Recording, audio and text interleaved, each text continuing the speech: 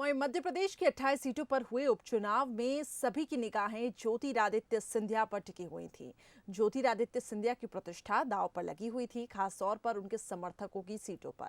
ऐसे में सिंधिया अपनी साख बचाने में कामयाब रहे हैं और उनके साथ जिन 22 विधायकों ने पार्टी छोड़ी, उनमें से 15 सीटों पर जीत हुई और 7 सीटों पर हार हुई है।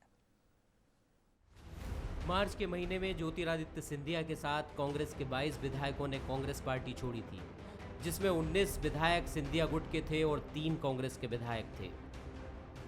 सिंधिया गुट के 19 विधायकों की बात की जाए तो इसमें से 13 सीटों पर उम्मीदवार जीतने में कामयाब रहे हैं, जबकि 6 सीटों पर हार का सामना करना पड़ा है।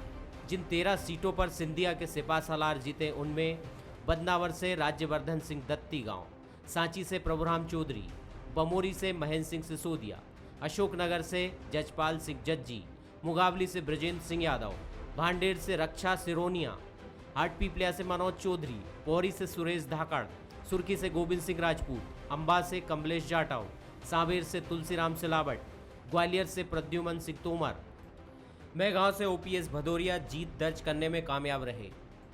सिंधिया के इन सिपा-सालारों को हार का सामना करना पड़ा।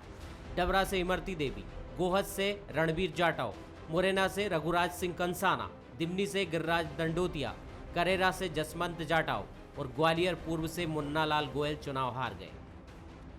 ज्योतिरादित्य सिंधिया के साथ कांग्रेस के जिन 3 विधायकों ने पार्टी छोड़ी थी, उसमें अनूपपुर से बिसाऊ लाल सिंह, सुभासरा से हरदीप सिंह डंग चुनाव जीतने में कामयाब रहे, जबकि सुमावली से इंदल सिंह कंसाना चुनाव हार गए। वहीं सिंधिया के सबसे ज्यादा प्रभाव वाले ग्वालियर चंबल की 16 सीटों की बात की जाए, ग्वालियर क्षेत्र की 9 और चंबल क्षेत्र की 7 सीटें थीं। ग्वालियर की 9 सीटों में बीजेपी ने 6 पर जीत दर्ज की, जबकि 3 सीटों पर उसकी हार हुई।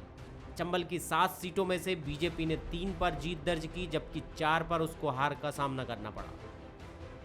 इस तरह से सिंधिया के साथ पार्टी छोड़ने वाले 22 नेताओं की बात की जाए तो 15 सीटों पर जीत हासिल हुई, जबकि 7 सीटों पर हार का सामना करना पड़ा।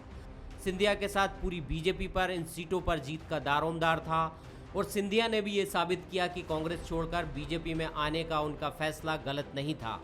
अब सभी की निगाहें इस बात पर टिकी है कि क्या सिंधिया को केंद्र में बड़ी जिम्मेदारी मिलेगी। Bureau report, Bansal.